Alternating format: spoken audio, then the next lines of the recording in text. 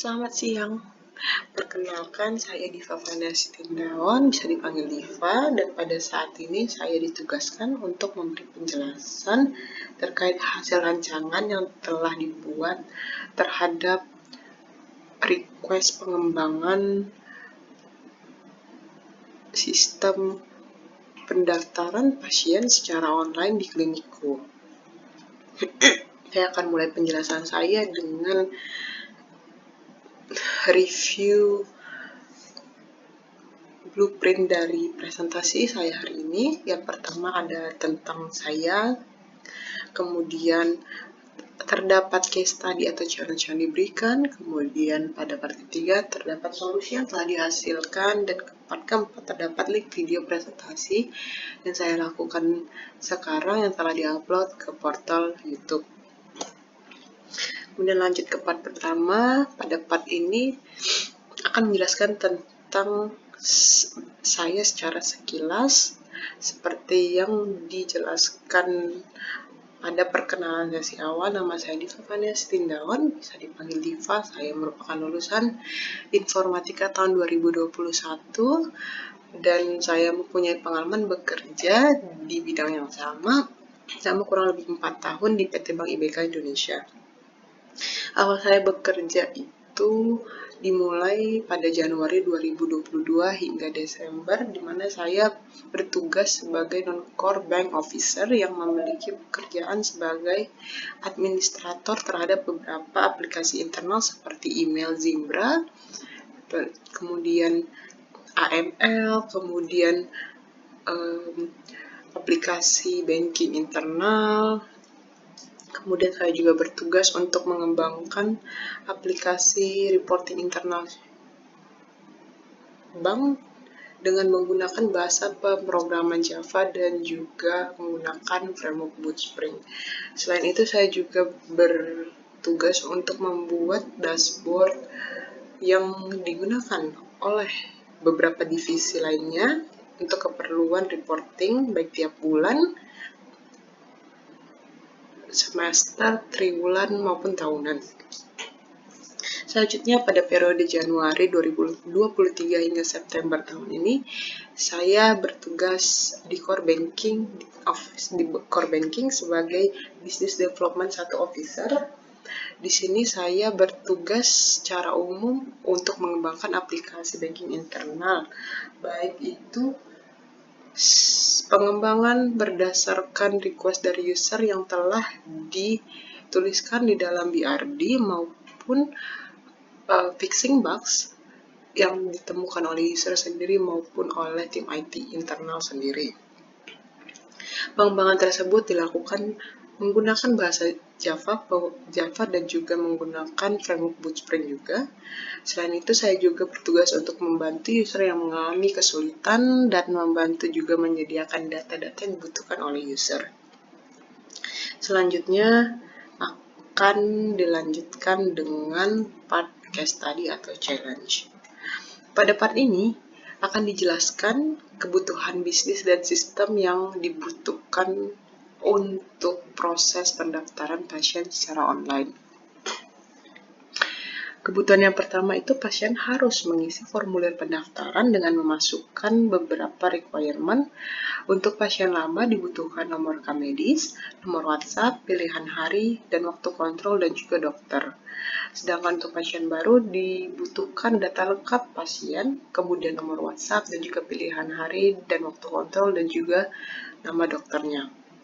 Kemudian requirement kedua, jadwal dokter dapat berubah sewaktu-waktu, sehingga pasien wajib mengisikan nomor WhatsApp untuk informasi perubahan jadwal dokter secara mendadak.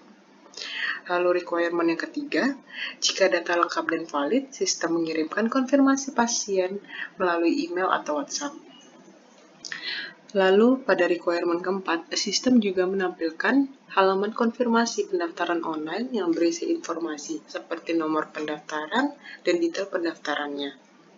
Requirement selanjutnya yaitu nomor dan bukti pendaftaran online di bawah pada saat registrasi ulang.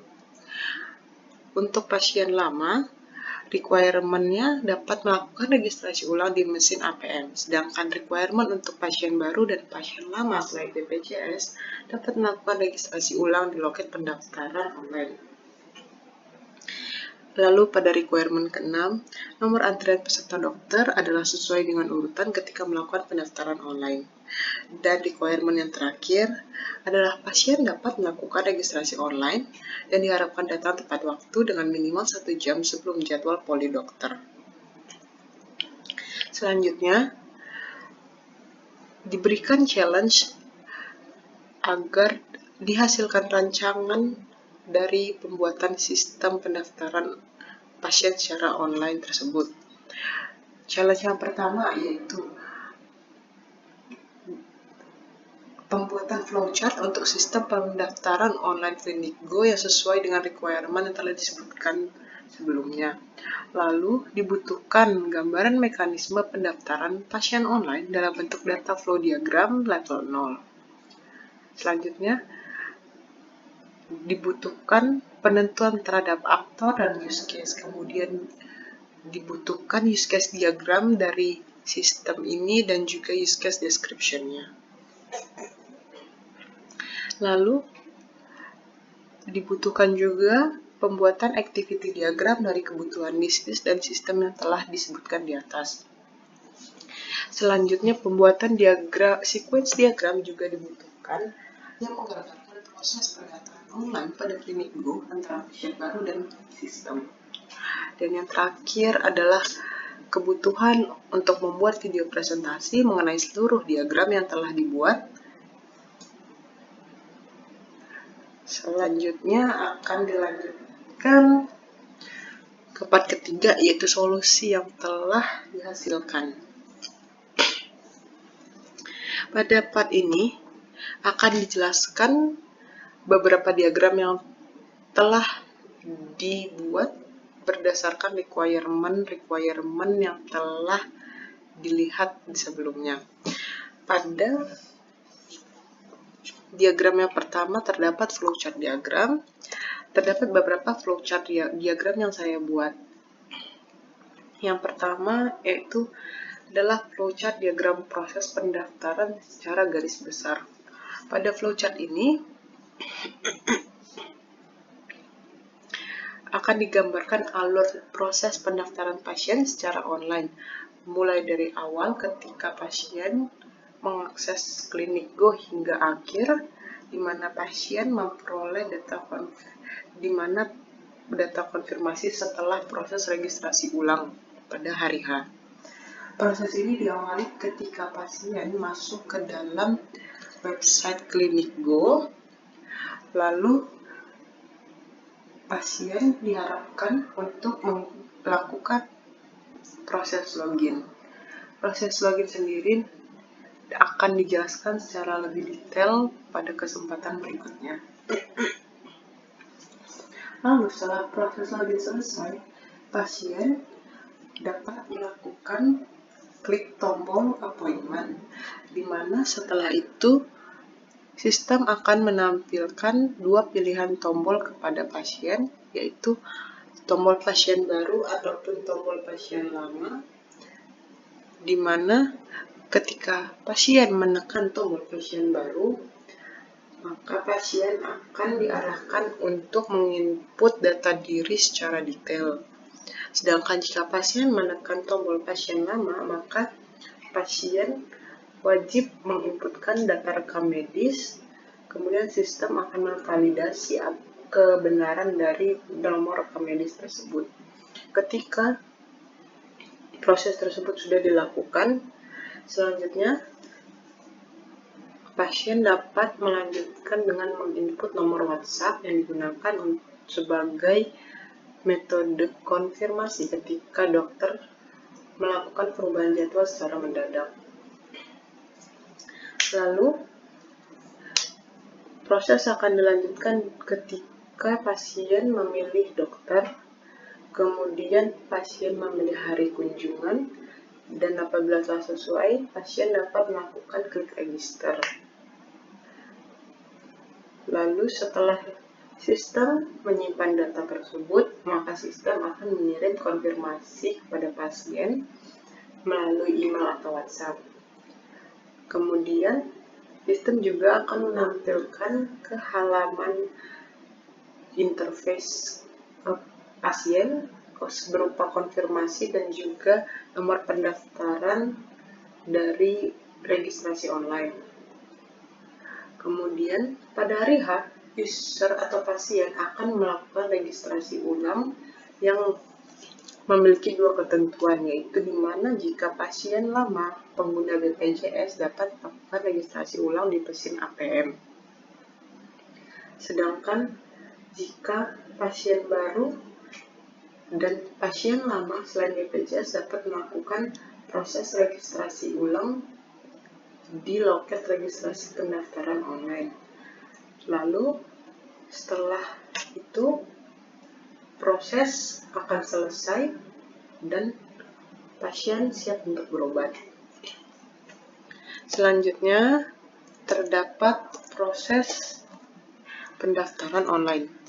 Pada proses pendaftaran online di website dimulai ketika pasien mengakses website Klinikgo dan melakukan proses login. Lalu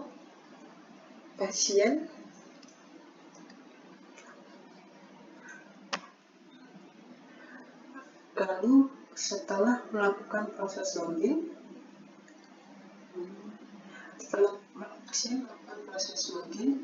pasien akan menekan tombol book appointment yang akan menampilkan pilihan tombol pasien lama atau pasien baru, di mana ketika pasien menampilkan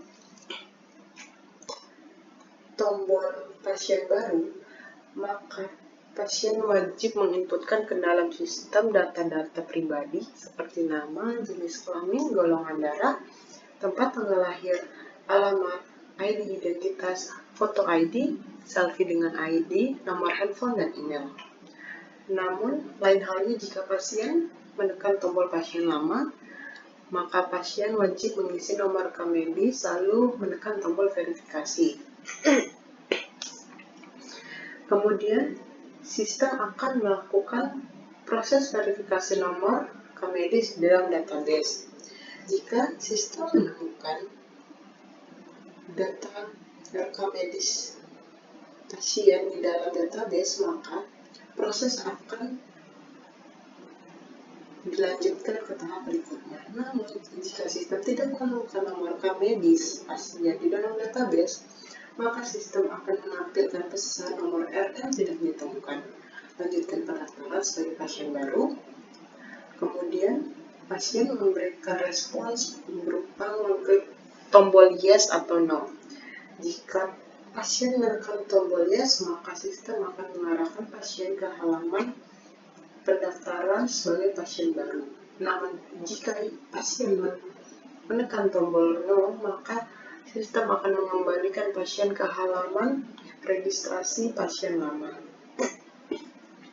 Setelah proses-proses tersebut dilaksanakan, maka pasien dapat lanjut ke dalam tahapan berikutnya.